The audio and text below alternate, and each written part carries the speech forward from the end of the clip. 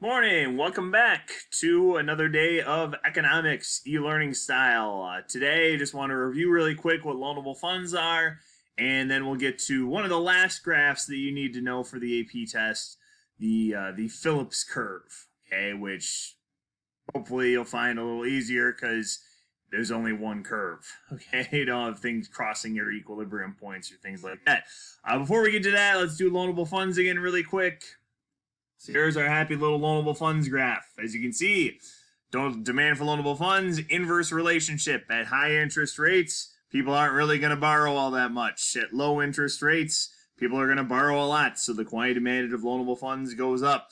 And your demand for loanable funds is determined by how much you guys, consumers, are borrowing, investors, businesses, are borrowing, and how much the government is borrowing. And remember, and this will come up on today's review worksheet, if the government borrows more, demand for loanable funds shifts to the right, interest rates go up. If interest rates go up, investment goes down, and that's called the crowding out effect. One of those terms that just keeps coming back to haunt us in this class. So crowding out effect happens when demand for loanable funds goes up. Supply of loanable funds, think more where the bank's getting their money. Well, they get them from you guys. They get their money from you guys. Savers. Okay, so savers, they also get it from foreign investors. Okay, and also get it from the Fed. If any of those, if the Fed buys bonds, supply of loanable funds shifts to the right because banks have more money to lend out. If you guys save more because you view it as a good option for your money, a good way to invest your money, okay, supply of loanable funds shift to the right. If foreigners view our banks as a good investment, supply of loanable funds shifts to the right. If they do that, interest rates go down, and that's good for investors, right? Interest rates go down, people borrow more. Okay, so these are all sorts of things that have to do with the loanable funds market. The review assignment you're going to get today in a little bit, first five loanable funds graph questions. Email me if you have any questions about that or if you are not clear on any of those concepts. Okay, the next graph we're going to do, first we'll reintroduce an old one. Okay, take a look at our aggregate model here really quick. So real GDP, price level, short run aggregate supply, aggregate demand, and everybody's favorite long run aggregate supply, LRAS. So here's our economy at long run equilibrium. Okay, full employment, Y sub F. Blast from the past. I know it's a graph you've dealt with a lot since the beginning of February. So we're just gonna, this is kind of the starting point, the jumping off point for talking about the Phillips curve because I want to demonstrate the relationship really quick. So let's say stimulus package. Once again, President Trump and Congress passed the coronavirus relief bill, $2 trillion. That's a big increase in government spending.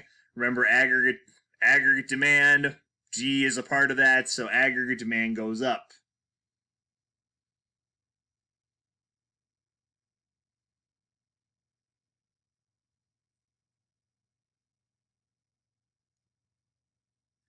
Okay, so, design what's supposed to happen when aggregate demand goes up. Now notice, when aggregate demand goes up, okay, when aggregate demand increases, shifts to the right, so we've established real GDP goes up, price level goes up. Okay, so price level goes up. Okay, now remember, if we're increasing output, typically unemployment goes down, so the unemployment rate goes down.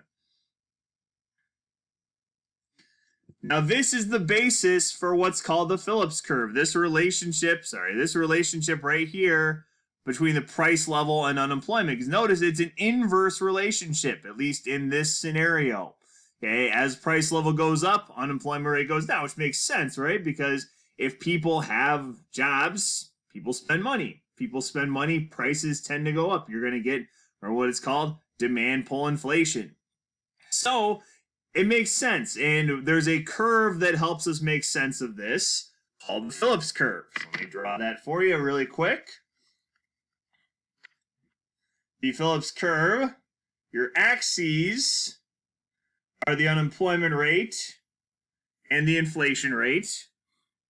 Okay, so rate of unemployment, inflation rate, and you can fill in numbers like from 0 to 15% and 0 to 15% down there when you're looking for points. We'll just leave it like this for now. And as I said, it's an inverse relationship, so the Phillips curve looks something like that. At high rates of so let's say at high rates of unemployment, hey, nobody has any money. If nobody has any money, nobody's spending any money. Typically, inflation is going to be very low. And I think there have been a couple times this semester where people talk about deflation. Well, that would be good because everything would cost less. Well, theoretically, yes, but the last time we had deflation, we're talking about the Great Depression. So, Great Depression, where we had 15 to 25% unemployment, there wasn't a lot of inflation. So it could be a bad thing. Even though low prices are great for everybody, usually they only happen when high rates of unemployment. Conversely, when we have, and this is one of the fears when we're at full employment, is that when we get to that peak of the business cycle, low unemployment, 3%, maybe even 2%, you might get inflation. Okay? Everybody has jobs, everybody spends money, too much money chasing too few goods. You have demand pull inflation. And so we're usually somewhere in the middle of that. Okay, if you look at, say, something like 2008, 2009, 2010, where we had high rates of unemployment, price level was pretty steady. Price level was pretty even. So we were kind of at a point like right there.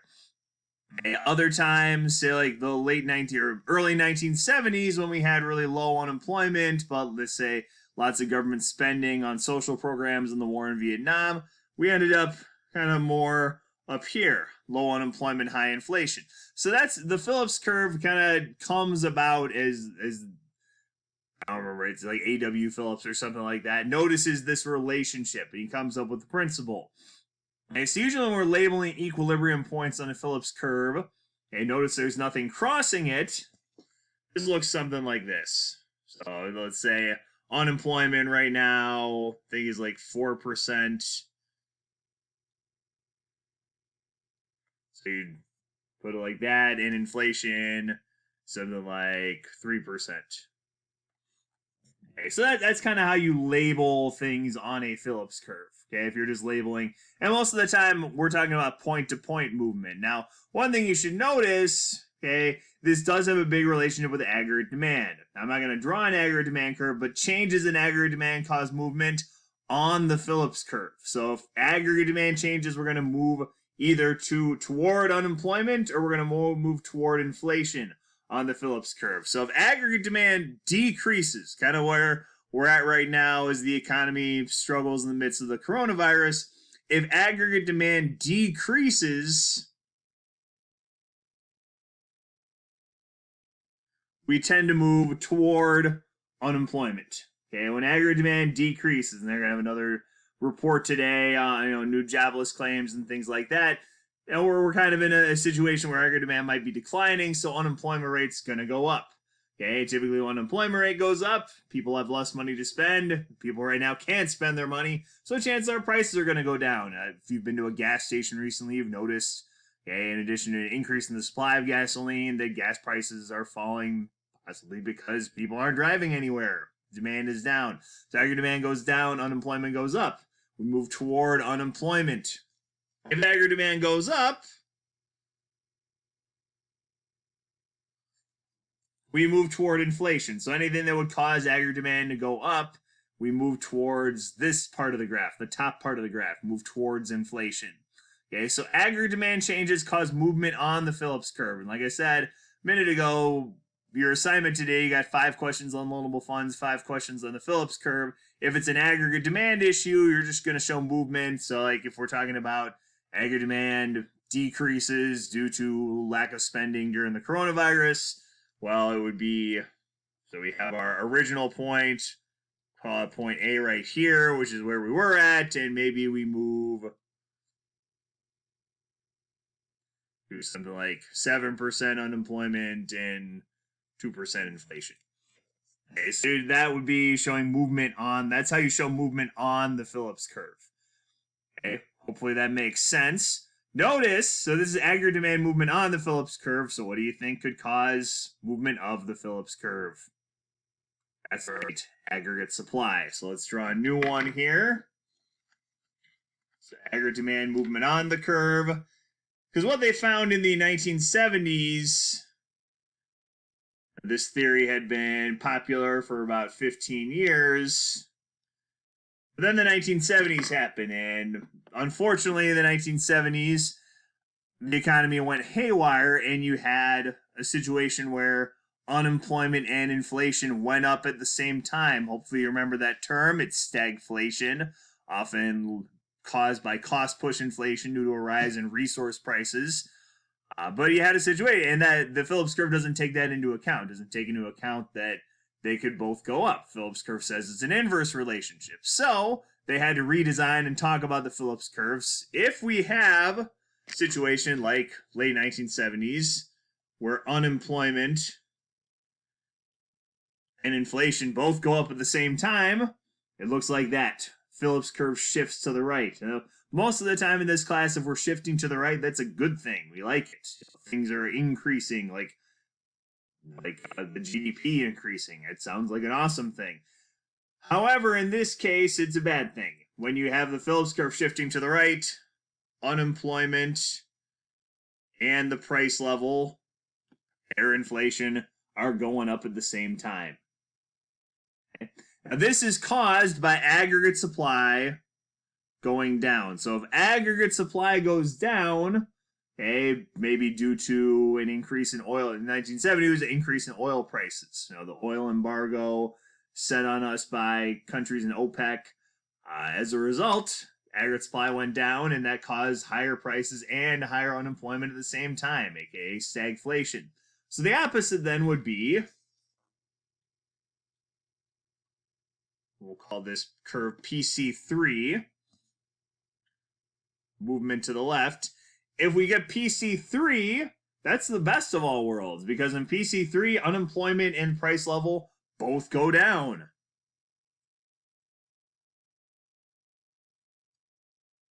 Okay, so in this case, we're talking about what would happen. Well, it's not going to be aggregate demand. Aggregate demand wouldn't aggregate demand goes along with the inverse relationship.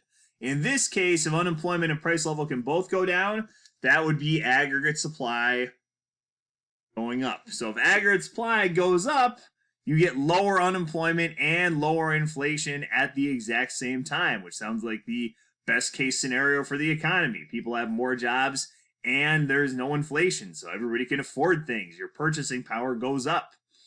And this is one of the fundamental tenets of what we'll start talking about next Tuesday, supply side economics. Why it's important to pay attention to the aggregate supply curve when we're making public policy, not just the aggregate demand curve, which is kind of the Keynesian fiscal policy we've spent most of the last month talking about, last 2 months talking about. Okay, so aggregate supply moves the Phillips curve.